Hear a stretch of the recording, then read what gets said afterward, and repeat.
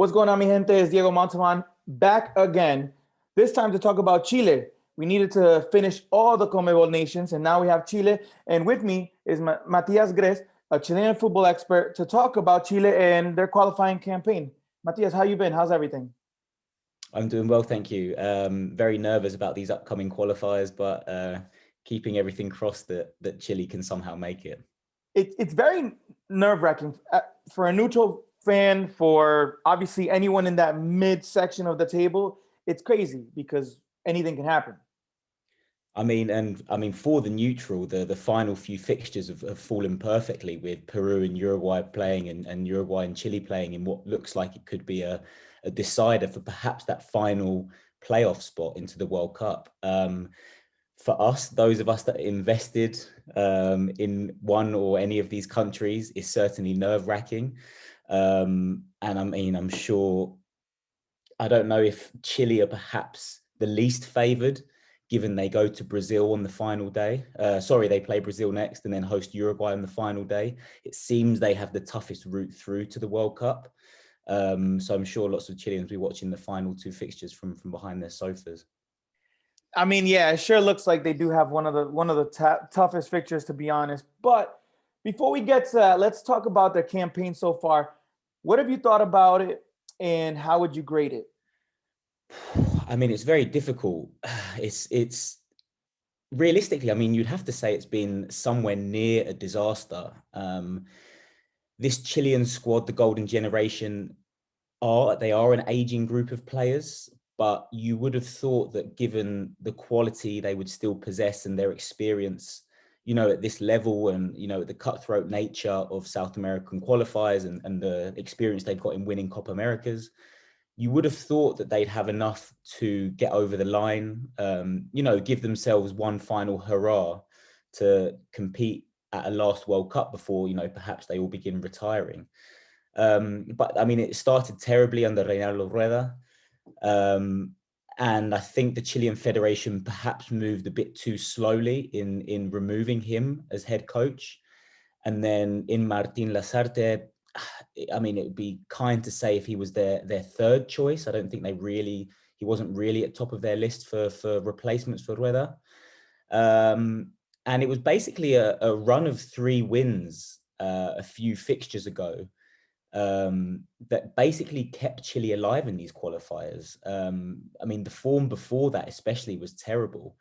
So, you know, at least those wins sort of gave them hope of qualifying now. But it's difficult.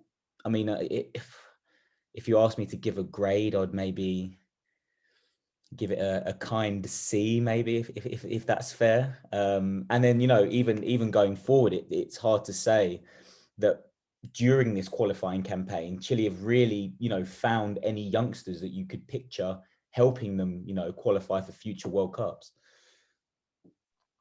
I guess C could be fair, right? Because they're still have a little bit of hope, right? That, you know, depending on other results and whatnot, so it's okay.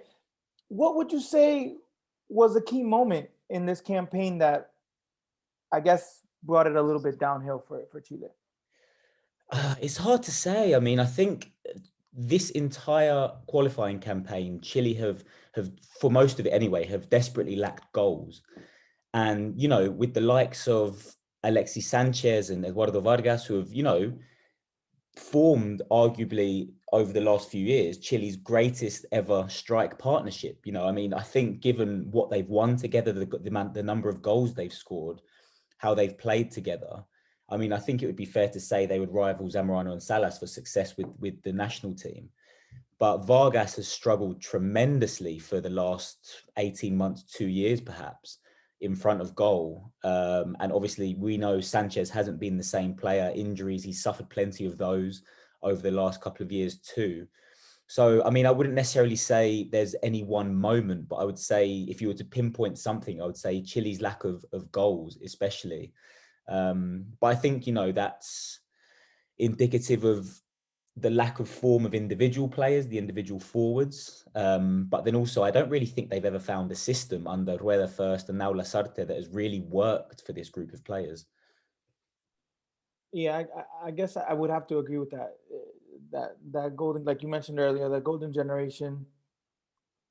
Unfortunately, time stops for no player. Even though we'd love to see many of these star players playing on for a long time, but that's just how it goes. Um, is there any game that you can think of that should have been either a win or a loss? I mean, there are, I could tell, honestly, I could pick out plenty of defeats during this campaign. It would be, I mean, it's always difficult. I do the exact same thing. I always look through the list of fixtures and you always think that's one, that's two drop points. That's a game we could have drawn.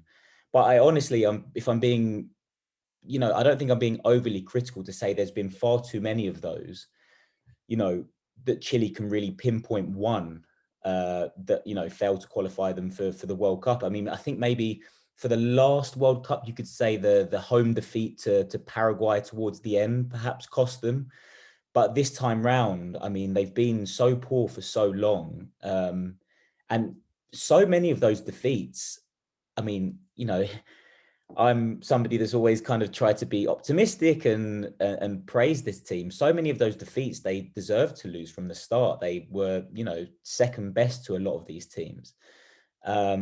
So I mean, it would be hard to pick one. I mean, I'd honestly have to say the qualifying process as a whole has just been below par and definitely below what we've expected from this golden generation for the last maybe decade.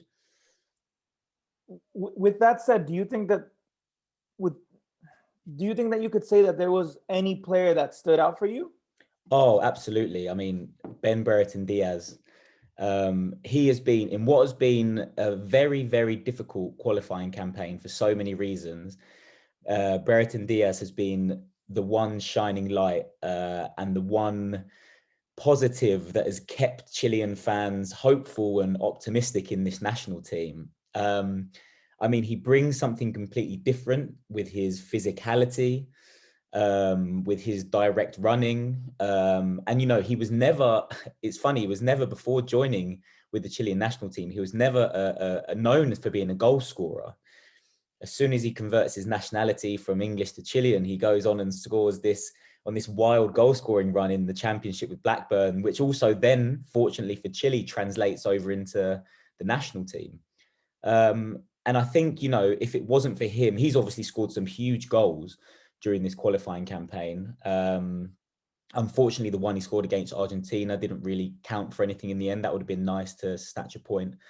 But, not only that, he's very young, he's in his early 20s. So considering Chile have really struggled to nurture talent and bring through young talent that will one day fill the positions of this golden generation, he's been somebody that, finally Chileans can hang some hope on, for not only this qualifying campaign and perhaps, qualifying for Qatar, but going forward, we really have a player we believe could be the focal point of a team and an attack. All right, yeah, I could agree with that because I've seen that breath of fresh air with Chile when he came into the side. Do you think? I mean, obviously, you already mentioned that Chile needs to find some youngsters, needs to find some new blood. But what else could be done for the next qualifying campaign? I think it starts from the very top. For the last few years, it hasn't really felt as though there's been any real direction, not only from the national team, but from the Chilean Federation as a whole. They've relied so heavily on the success that this very special group of players, this once in a lifetime group of players that have come through together, that they really neglected the domestic football and the way domestic football nurtures talent that comes through the Chilean youth system. And obviously this has been an unprecedented period of success for the Chilean national team. And it's just unfortunate that while that's been going on, the Chilean FA has kind of neglected the next generation and the kind of progression of youth that was required to, you know, eventually, like you said, time stops for no one. We knew this day was going to come eventually. Nobody wanted it to. But I mean, it would be hard to say whether or not we could have ever thought we'd be in a worse position now when the golden generation retires. I mean, you always think that you're going to have one or two players coming through, but it's really hard to see where Chile go from here. Now let's move forward to what's happening this week. This honestly nerve-wracking week, to be honest with you. Chile have to go to Brazil, play in Brazil, which Brazil have never lost a qualifying match in Brazil. And then they get Uruguay at home. It's obviously very tough, a very tough fixture, like we mentioned already. What do you see from these games, and are you hopeful? No, it'd be probably a stretch too far to say that I'm hopeful. I mean, like you said, Chile are one of only two teams that have never managed to go and get a point in Brazil during qualifying. If I'm being honest, I really, really can't see that changing, you know, on this week. It's really hard for me to see how this team that has struggled so much during this qualifying campaign would be able to go now when it matters most to go and get something in Brazil. I mean, it's that final home game against Uruguay that's really Chileans are really hoping that will be the one to get them over the line into Qatar. But it entirely depends on what happens between Peru and Uruguay as well. When it comes down to it on the final day, it will be, I think, more dependent on what happened in that game than, you know, what happened in Chile's game against Brazil, just because I really don't think there's much hope of them getting something from that. But I mean, like I said, for the neutral, for these three teams to be involved in fixtures with each other in the final two games of the season is brilliant. But I think I would stop short of saying I'm hopeful. I think if we can, despite losing to Brazil, if there's a chance Chile gets to that final game and there's mathematical hope, you know, we might need Peru to do us a favor and drop points on that final day. If there's still mathematical hope of you know, Chile getting through on that final day, I'll be pleased with that. Always tough, always tough. Yeah, I mean that mid-table, like we said, is crazy with Uruguay, Peru, Chile, even Colombia, and maybe even Bolivia, right? So honestly, good luck to everyone, because it's just like I said, it's gonna be a nail biter on Thursday. I want to thank you for your time. I want to leave the floor open to you for any last comments, and let the people know where they can find you. So yeah, thanks again for having me. I'm on Twitter as Matias_Grez. We'll hopefully be tweeting around the match when it comes up, and then hopefully next week as well for the crucial final game. Perfect. Well, that was all for today, guys. This was for Chile. Now, remember to watch the other 9 CONMEBOL nations. So please comment, like, and subscribe.